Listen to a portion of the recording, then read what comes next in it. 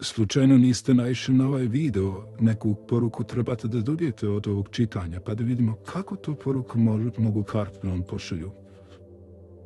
Kakva vas poruka slijedi, da vidimo šta mogu karte da kažu nešto o vama, nešto što treba da se pripremite, nešto što trebate da bacite za sebe, a dok miješam karte, lajkujte, zapratite i srca komentar, pa da vidimo šta karte kažu. Mnogo ste zavizani za neku osobu, mnogo ste se poslijepili više, mnogo razmišljate o toj osobi, definitivno, mnogo razmišljate o toj osobi, mnogo razmišljate o nekim ljudima koji trenutno nisu tu, koji su otišli.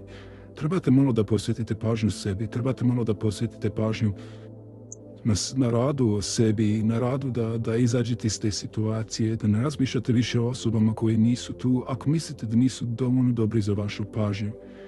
Jer vas jednostavno to muči, obarate glavu, mnogo razmišljate, probijate se mozak oko tih stvari.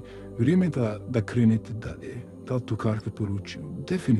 Definitivno da. Vrijeme da krenete dalje, vrijeme da prospete ono što mislite da je loše za vas, da bi bilo na kraju nešto dobro za vas.